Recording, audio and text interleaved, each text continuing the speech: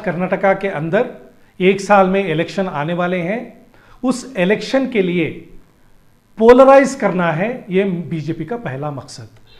BJP की politics शुरू होती है रिलीजन से, एंड होती है रिलीजन से, और उनका पहला मकसद यही होता है कि इलेक्शन के वक्त पोलराइज करो।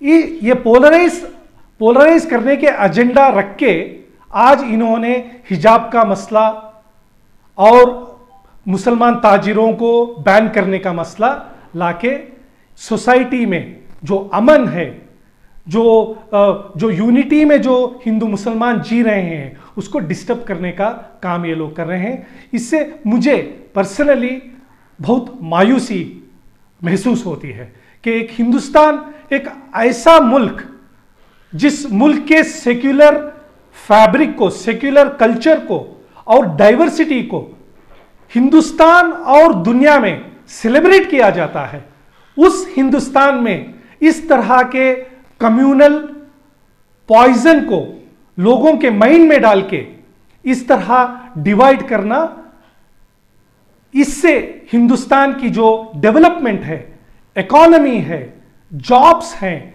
इसके लिए सबसे बड़ा नुकसान होता है, वो कि मैं समझता हूं।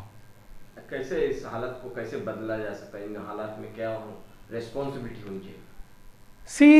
पॉलिटिकल पार्टीज, जो भी पॉलिटिकल पार्टीज हो, उस पॉलिटिकल पार्टीज में जो मॉडरेट थिंकिंग रखने वाले, जो प्रोग्रेसिव थिंकिंग रखने वाले लीडर्स और सिविल सोसाइटी में जो प्रोग्रेसिव थिंकिंग रखने वाले सिविल सोसाइटी के मेंबर्स को आगे आना है और इस तरह के जो भी इंसिडेंट को हम यूनाइटेडली कंडेम करना है। हालांकि इंडिया थोड़े बीजेपी में क्या होता है, जब भी इस तरह के इंसिडेंट हो गए तो या तो वो खामोश रहते हैं, नहीं तो डायरेक्टली उसको सपोर्ट करने का काम करते हैं। तो ये एनकरेजमेंट मिलता है ऐसे लोगों को।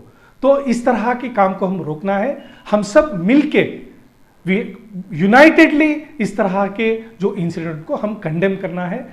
जब हम कंडेम करेंगे तो ये लोग डिस्करेज होते हैं, तो हम इस चीजों से हम बाहर आ सकते हैं। तो क्या असर होगा इसका? देखिए, सबसे बड़ा असर मैं इसमें यह मानता हूं कि हमारे इकोनॉमी के ऊपर बहुत बड़ा डैमेज होने वाला है। Our economy will be dented very badly. आज हमारा जीडीपी की हालत आप ले लो, इन्फ्लेशन की हालत ले लो, जॉब्स की हालत ले लो, ये सबको अगर हम देख रहे हैं तो हिंदुस्तान की हालत आज इकोनॉमी के नजरिए से हम देख रहे हैं तो बहुत खराब कंडीशन में है। तो इस तरह की हालत को अगर हम नहीं रोकेंगे तो सबसे बड़ा इसका डैमेज हमारे इकोनॉमी को होगा। जब इकोनॉमी को डैमेज होगा तो अनएम्प्लॉयमेंट बढ़ेगा, जब अनएम्प्लॉयमेंट बढ़ेगा तो इस तरह के एक्टिविटीज में हमारे यूथ पार्टिसिपेट करना शुरू कर देंगे। आखिर में क्या मैसेज आते हैं?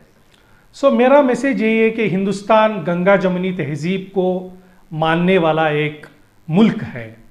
हिंदुस्तान की एक ऐसी एक पहचान है दुनिया में कि एक अमन को चाहने वाला मुल्क, और इस मुल्क में बहुत सारे जो रिलीजन हैं, कास्ट हैं, जो रीजन वाले सब मिलके एक हर कल्चर को हम मानने वाले हैं। हम we always celebrate inter culture activities. So हम लोग ज्यादातर, मैं ये कहना चाहता हूं, जो हिंदू हो मुसलमान हो, we have to interact more, we have to exchange our culture. So इससे हमारे भाईचारा बढ़ती है। एक मंदिर में क्लैरिफिकेशन है, वो भी इशू हो या बप्पा नाडू कह रहे हैं कि हालात में जो है कैसे कह रहे हैं कि आप जो है ये क्या पूरे इस तरह का कम्युनलाइजेशन हुआ है? नहीं, मैं ये नहीं मानता कि पूरा कम्युनलाइजेशन हुआ है और हर हिंदू इसको सपोर्ट देता है। नहीं, 5 से 10% जो फिरका परस्त जो पॉलिटिकल पार्टीज के चाहने वाले शायद इसको मानेंगे, लेकिन 90% जो हिंदू हो मुसलमान हो इसके खिलाफ है। इसका एक मिसाल भी है, शिवमोगा का एक मिसाल हमारे सामने है कि हमारी वो जो यात्रा होने वाला है, उधर उन्होंने मुस्लिम ताजिरों को बैन करने का ऐलान किया।